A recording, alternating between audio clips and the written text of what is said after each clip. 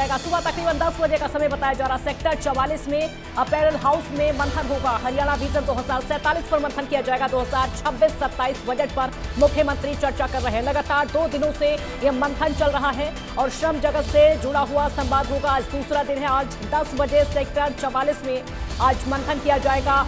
Haryana vision 2047 पर मंथन होगा। हरियाणा को आगे बढ़ाने को लेकर, तरक्की को लेकर, प्रदेश की तरक्की को लेकर, खासा और उद्योग को लेकर मुख्यमंत्री नायब सिंह सैनी का गुरुग्राम का दौरा है और ये दौरे का दूसरा दिन प्री बजट को लेकर इसमें संवाद करेंगे।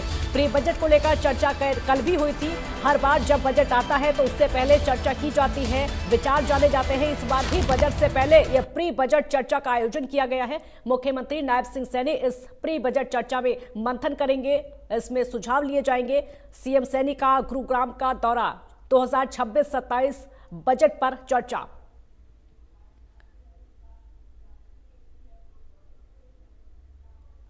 स्पष्ट है।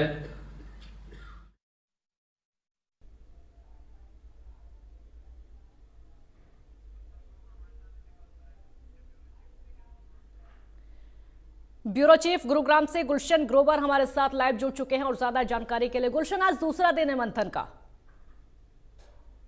देखिए, बिल्कुल आज हरियाणा के मुख्यमंत्री नायब सिंह सैनी का दूसरा दिन है। दूसरे दिन भी लगातार मुख्यमंत्री जो हरियाणा में 2026-27 का जो बजट पेश होना है उससे पहले प्री बजट पर मुख्यमंत्री चर्चा कर रहे हैं।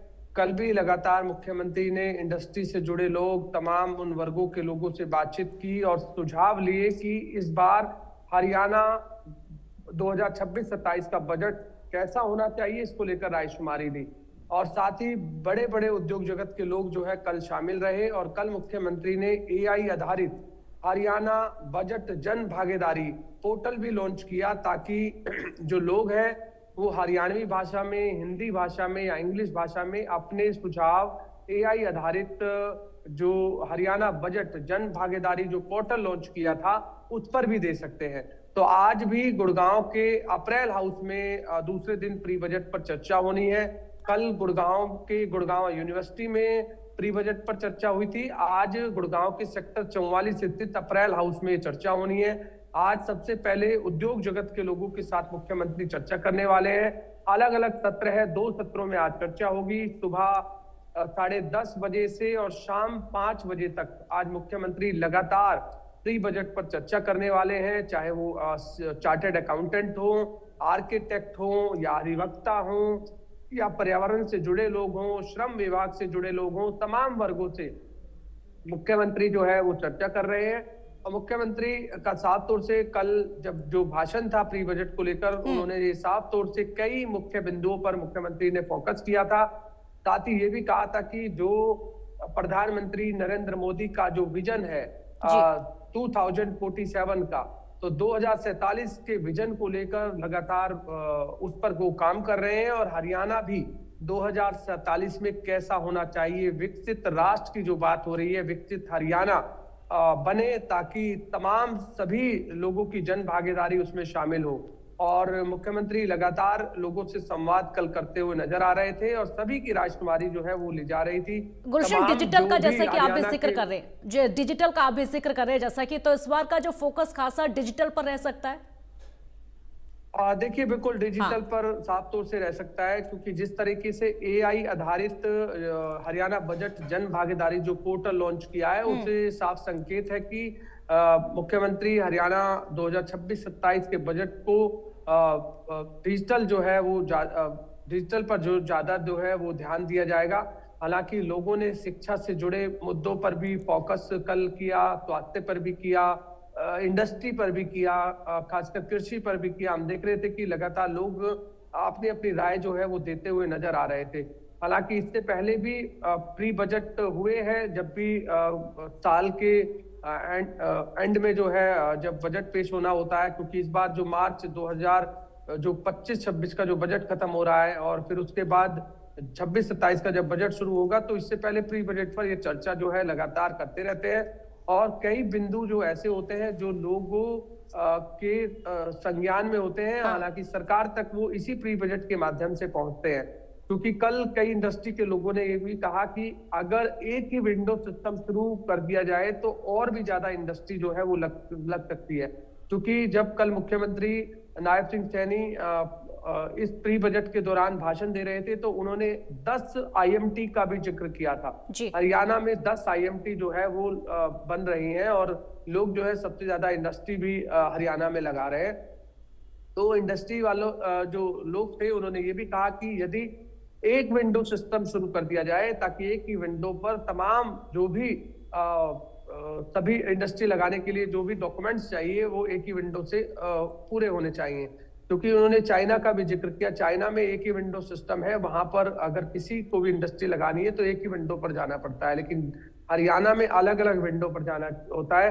तो क्या इस प्री बजट के दौरान इस पर भी क्या फोकस किया जाता है कि एक ही विंडो पर उन इंडस्ट्रीज के लोगों को तमाम वो सुविधाएं मिल जाए ताकि वो अपनी इंडस्ट्री लगा सके? क्योंकि इंडस्ट्री एक अहम रोल जो है वो सरकार के रेवेन्यू को अदा करता है, सबसे ज्यादा जो रेवेन्यू है वो देता है।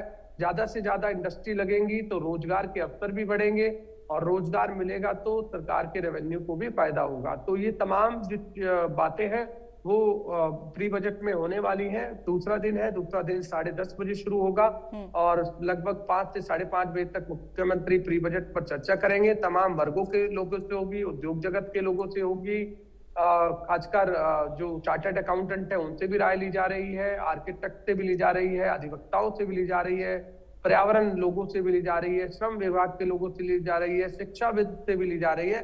अलग अलग वर्गों के लोगों को वहां इन्वाइटेड किया गया है और इन्वाइटेड के बाद तमाम जो लोग हैं वो अपने डॉक्यूमेंट के साथ जो है वहां रायशुमारी जो है देते हुए दिखाई दे रहे हैं। आप देखना ये होगा कि 2026-27 का जब बजट पेश होगा तो उस बजट में हरियाणा वासियों को किस तरह की जो सुविधाएं हैं वो मिल पाती हैं और किस तरह का ये बजट जो है वो रहने वाला है। क्योंकि कल मुख्यमंत्री नायब सिंह सैनी आंकड़ा देते हुए भी नजर आए कि जब 2024-25 के बजट की बात हो या 25-26 के बजट की बात हो, जो बजट उन्होंने पेश किया उसमें से कितना पैसा वो खर्च कर चुके हैं हरियाणा वासियों के लिए या तमाम उन जो भी सुविधाएं हैं उन लोगों के लिए।